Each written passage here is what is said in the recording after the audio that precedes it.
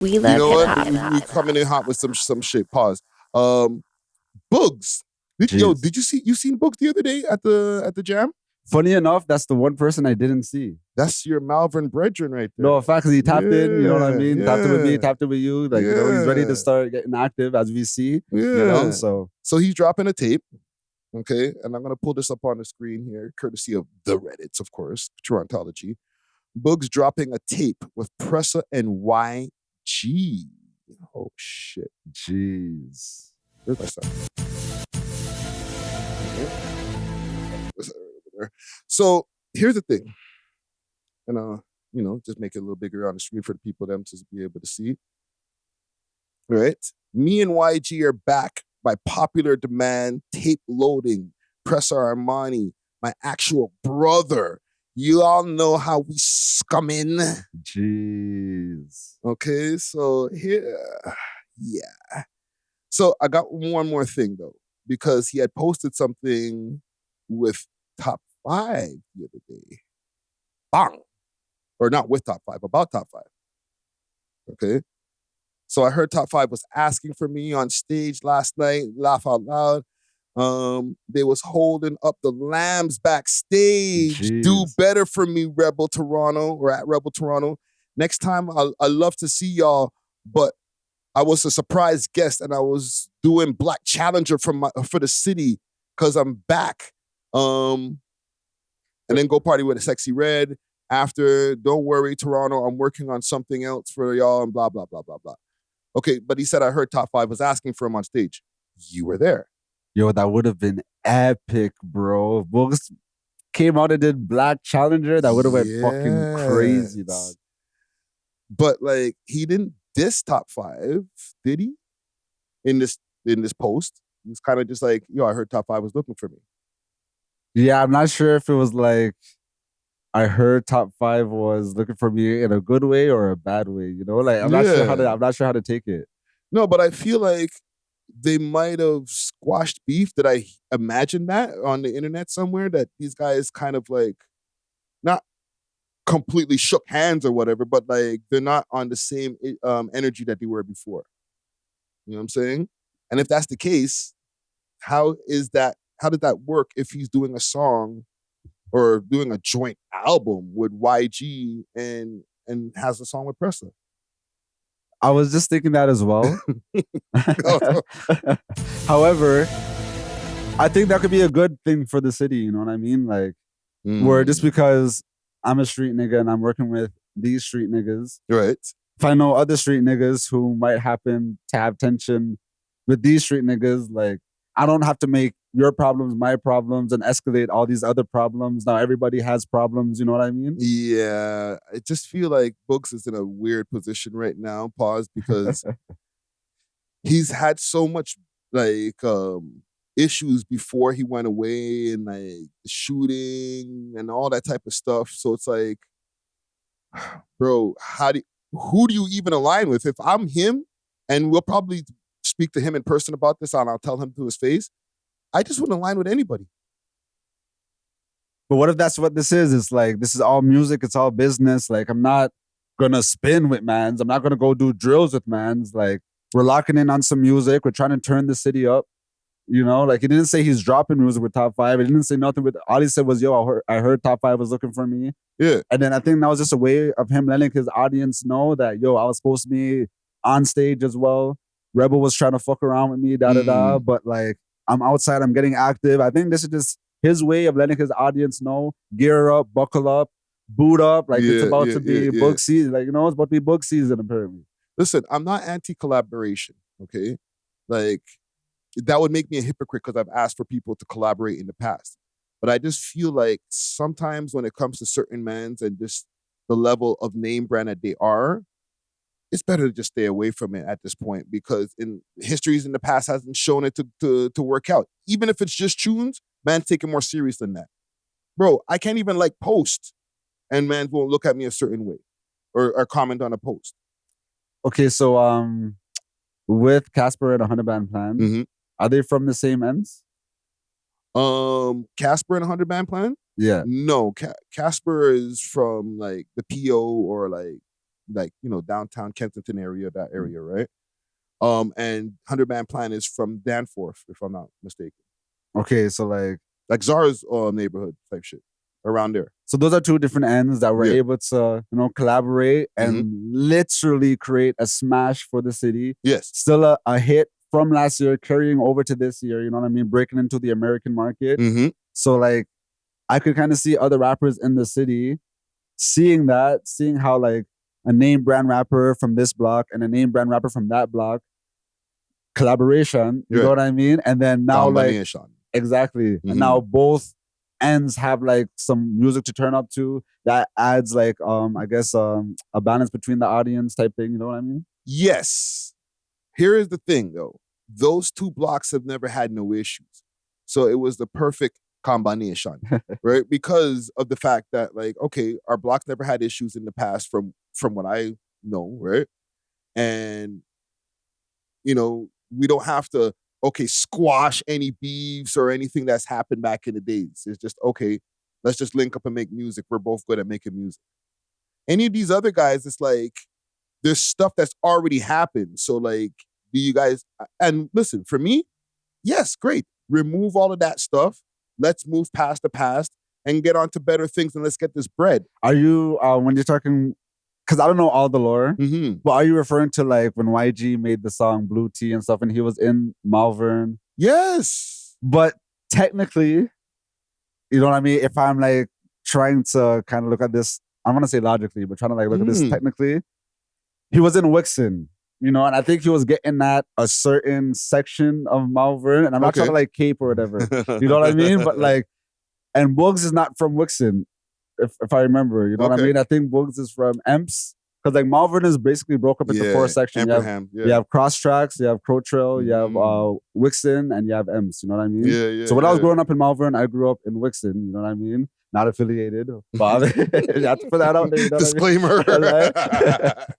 But like, even back then, there was like an internal beef within Vern where like, at first it was like Wixon and Crow Trail versus like Emps and Cross Tracks. And then it just got like crazy. Like it just got crazy, you know? Yeah. I could kind of see Booggz being like, he ain't diss me though, you know what I mean? Like he diss them niggas. True. That's a lot of lore, bro. There's so much of that happens in Toronto. Like this block has issues with other blocks, but within that block or that area, there's blocks in that area that have issues with each other. Exactly. Like, this is like when I was a youth though, I'm 30 years old now. So this is like 15 years ago type thing. Yeah. I'm sure it's still going down. Probably. I'm just not tapped in though, Disclaimer. So so you don't agree? You think Booggz should just collaborate as much as possible? Past ops, no ops. Don't worry about any other like affiliations. Just make music. If it's not static like that, you know what I mean? Like, there's no point on like rehashing stuff or like, I don't know. I just feel like this is a better strategy if you want to make it long term. Yeah. Rather than just trying to crash out and just trying to like drill on every man.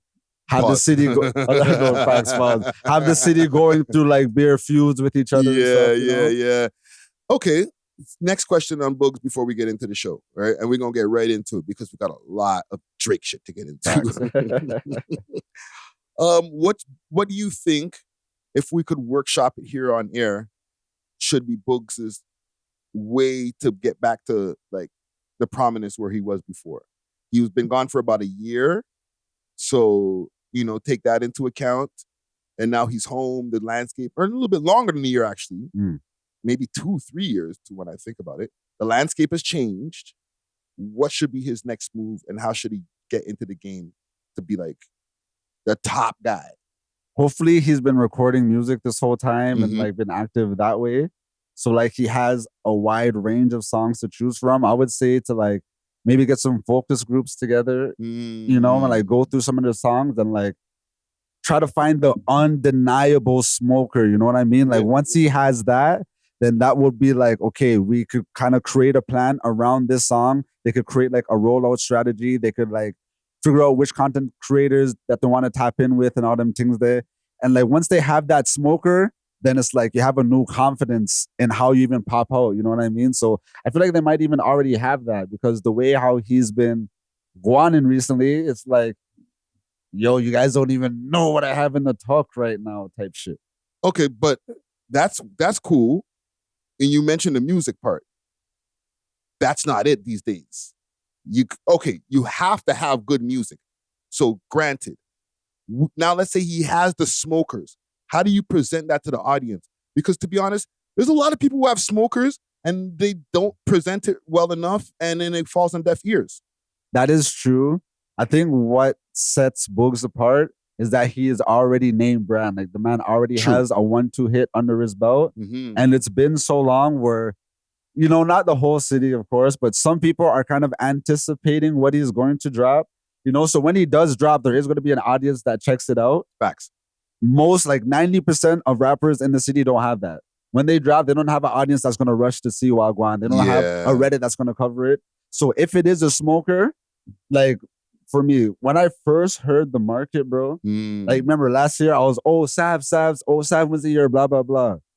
Bro, I'm scrolling on my YouTube on the homepage. Yeah. I just see it, or like it just dropped. I don't know. The universe just told me to click it type shit.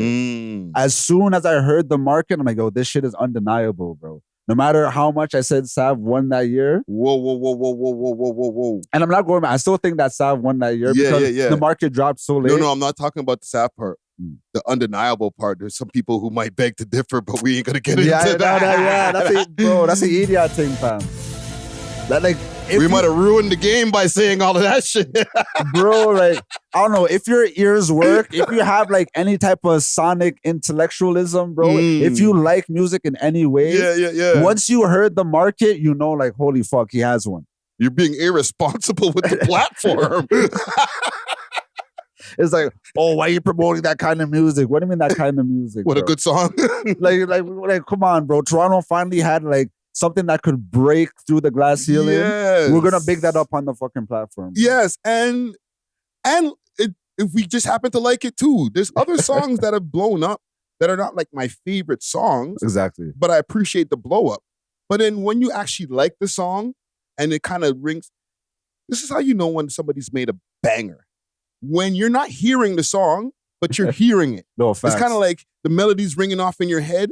And then you're like, you know what? Let me actually go and play it because it keeps on playing in my head. Exactly. That means they did their job, fam. No, facts. You know what I'm saying? Like facts. Making a song that like everybody just wants to like sing or kind of sticks in your head is not that easy. Even to like a hit me baby one more time and all that type of shit like that. Like people think it's just, oh, it's pop blibber. To write that shit is like a formula, my G. You know what I'm saying? And for a rapper to create such a catchy melody, you know what I mean? Like, you have to rate that. You have to big it up, bro. So if Booggz has something like that, it doesn't even have to be like a melodic whatever, but whatever they think is their big joker, that's what they have to like come out the gates with. I think Booggz might have to go melodic. I've never really heard him on some melodic shit. Like, still rap, but I've never really heard him like go and take that part of the range, like in his range of like things that he can do, where like he sings a hook. He always just has like a catchy, you know, wordy hook. You know what I'm saying? Not even a super wordy hook, but like a repetitive, you know, 2-3 word type of hook. But like maybe try to like put a little autotune on and sing some shit. No, in fact, you could try that. You never know. To be honest, I have no idea what he's going to drop. But even when he tapped in with me, like he seemed very excited. Yes. Reminiscent to how when Drake tapped in, like the level of excitement, I'm like, okay, like what this nigga has something special cooking still. Yeah, some confidence in it. You know what I mean? Like the way I was just talking, is like, oh shit. So and he tapped in with you as well. He did. You know, so you can just tell when mans just have like that desire, that passion where it's like, oh, I can't wait for the world to hear this. Well, listen, I hope that we're correct here. And he does have some smokers. And, you know, maybe as far as some of my suggestions before we get off of this topic here, find something that you can use a sound from, like out of your collections of songs you already made, where like you kind of inorganically just push it into the TikTok system. Sometimes you got to send a sound to like a couple of creators, give them some bread, Definitely. and tell them to make a friggin' TikTok to that shit. And then some people see that, and not the biggest ones, just somebody who has enough influence. Yep. And then next thing you know, people see that and they're like, oh, that's cool. And it becomes a trend and it only costs you a little bit of money. Yep. That's what most of the artists do these days. Yes. Like, most of the marketing budget goes to like influencers and stuff to try to create a trend. Yeah. And we're giving like BTS game like in front of the scenes, but like not like the biggest influencer, like I said again, maybe like 10 smaller influencers. Facts. You know what I'm saying? Facts. And then the people will see that and they're like, yo, Wagwan. Every time I freaking go on TikTok, I keep on hearing this sound with people doing this dance. Next thing you know, the bigger creators, they feel they get that FOMO and then they jump on the ship. Exactly. You know what I'm saying? It's a little game to start the show here, man. Thanks for watching. If you enjoyed this video, please make sure to check out these other videos on the screen and make sure to like and subscribe. We love hip hop.